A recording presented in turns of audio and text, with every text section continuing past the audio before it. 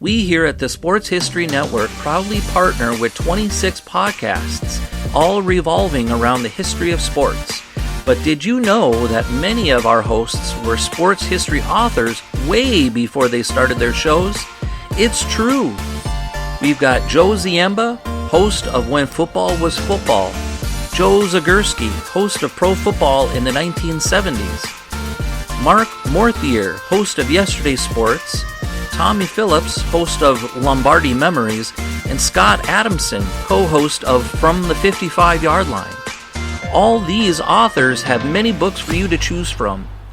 To check them out, go to our website at sportshistorynetwork.com/sportshistorybooks. Pick up your copy today.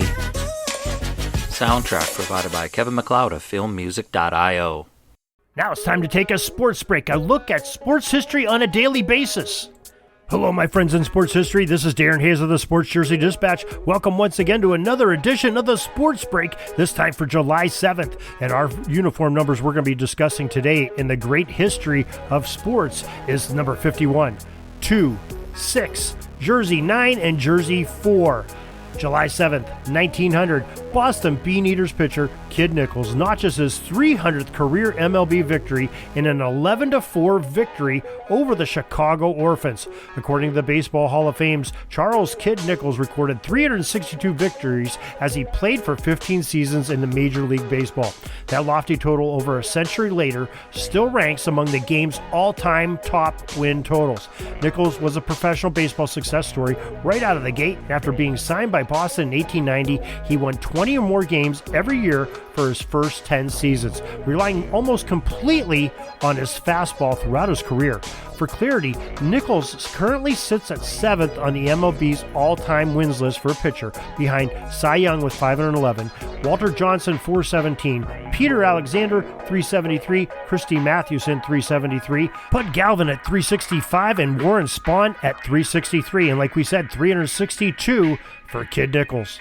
July 7th, 1912, at Olympics in Stockholm, Sweden, all-around athlete Jim Thorpe took home gold medals in 4 of 5 events he competed in. The former Carlisle football star would eventually lose the honor of gold for decades when the Olympic Committee stripped him of his winnings when they found out he was paid to play baseball back in 1910.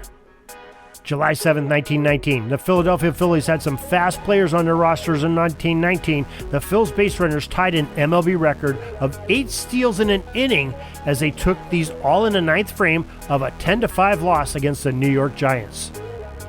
July 7, 1923, the Cleveland Indians set an American League record of 27 runs, including 13 in the 6th inning, with a 27-3 victory over the Boston Red Sox on that day. In July 7, 1936, the 4th MLB All-Star Game took place as the Braves Field in Boston was the location, and the winds of change were blowing, mainly from the Windy City. After losing the first 3 All-Star Games, finally the National League broke through and won by the score of 4-3. To aid in the cause were 4 different Cubs players scoring all the runs for the National League squad. Augie Gallen at number 51 homered a solo shot in the 5th inning. Number 2, Billy Herman, Frank Damery wearing number 6, and Gabby Hartnett with his uniform number 9 provided the rest of the runs. July 7th, 1937, the very next year, the 5th MLB All-Star Game played at Griffin Stadium in Washington, D.C. The American League won this game 8-3, powered by number 4 Lou Gehrig, who drove in 4 of the runs with a home run as well as later a double. Just a hot bat in Lou Gehrig. July 7, 1948, the Cleveland Indians, in a surprising move, signed a 42-year-old veteran Negro Leagues pitcher named Satchel Paige to a Major League contract. Paige, who wore number 31 that season, in 7 starts, pitched 3 complete games with 6 wins and an ERA of 2.48 in the partial season with the club. And did I mention that he also had a save that year as well? Well, that is our great podcast for today on sports history, and we hope you join us each and every day. If you want some more, go to sportshistorynetwork.com or jerseydispatch.com or pigskindispatch.com. We have history for you by the buckets full, and I think you'll enjoy it. And it's always good to listen to a little bit of history. So till tomorrow, everybody, have a great sports history day. We're dribbling around and see the shot clock's almost out, so we got to put up our shot and come back tomorrow for some more great sports history.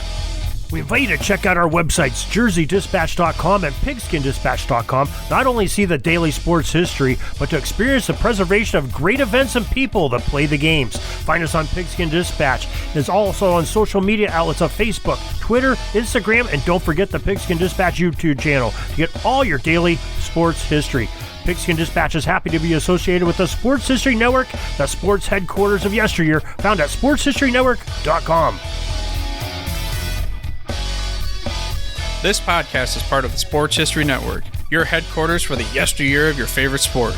You can learn more at sportshistorynetwork.com.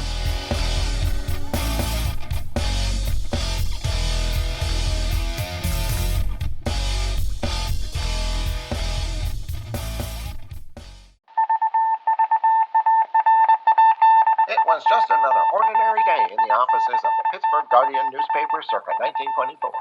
But for Marla Delft, assistant editor, everything was about to change. For she was about to discover the awesome attractiveness of Row 1 brand retro sports paraphernalia items thanks to Orville Mulligan, sports writer.